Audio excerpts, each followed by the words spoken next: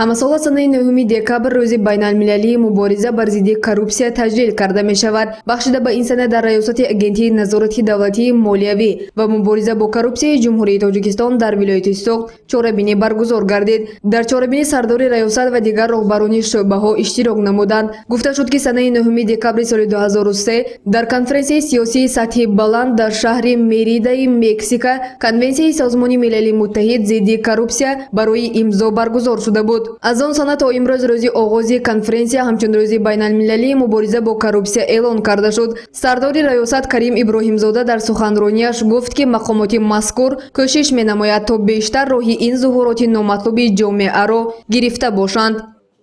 бисёри мардуми мо ҳамин мубориза бар зидди коррупсияро додани гирифтани пора фикр мекунанд. дигар бисёри ҷиноятӣ аст ки мардум аз он воқиф нестанд. ҳоло он ки дар асоси қонуни мурофиавӣ кодекси мурофиавии ҷумҳурии Тоҷикистон мо бо 52 моддаи кодекси ҷиноятӣ фаъолият мебарем.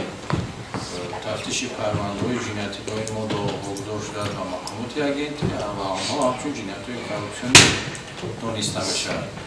ҷумҳурии Тоҷикистон бо ворид гардидан ба аъзогии Созмони Милали Муттаҳид узви комилҳуқуқи ҷомеаи ҷаҳонӣ гардид ва дар ҳалли масъалаҳои глобалии сайёра бетараф набуда саҳми хешро гузошта истодааст. дар равандҳои сиёсии ҷаҳонии имрӯза коррупсия ҳамчун зуҳуроти номатлуби иҷтимоии мушкилоти гаронеро барои инсоният ба бор овардааст. ҳарчанд аҳли ҷомеа бар зидди ин амалҳои ғайриқонунӣ доимо дар мубориза омода бошанд ҳам то ба ҳол чӣ дар давлатҳои абарқудрат ва чӣ дар давлатҳои рӯ ба инкишоф коррупсия ҷой дорад. коррупсия таърихи хеле қадима дошта дар ҳар давру замон сади роҳи инкишофи иқтисодиёт ва ҷомеа гашта орому суботро халардор менамояд ки аз мавҷудияти ин зуҳурот бовари мардум ба мақомотҳои давлатӣ хоста мекунад.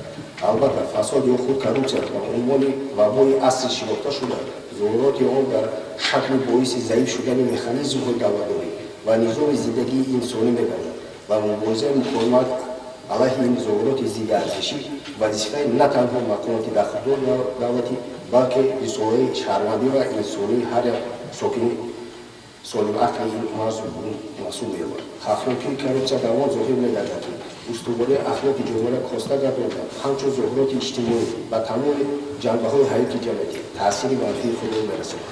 коррупсия вабои аср шинохта шудааст. имрӯз муаммоҳои коррупсия ҷомеаи ҷаҳониро ба ташвиш овардааст, зеро он пеш аз ҳама ба пешрафти иқтисодиёт, некуаҳволии табақаҳои гуногуни аҳолӣ, татбиқ ва таъмини ҳуқуқу озодиҳои инсон ва шаҳрванд, болоравии обрӯву нуфузи давлат ва низоми сулҳу субот монеагӣ намуда боиси косташавии ахлоқи ҷомеа гаштааст. бинобар ин мубориза бар зидди ин зуҳурот вазифаи на танҳо мақомоти дахлдори давлатӣ, балки рисолати шаҳрвандӣ ва инсонии ҳар як нафар аъзои ҷомеа мебошад. гузориши Сайёра Махсумова ва Наимҷон Аюбов барои барномаи иттилооти Хабар.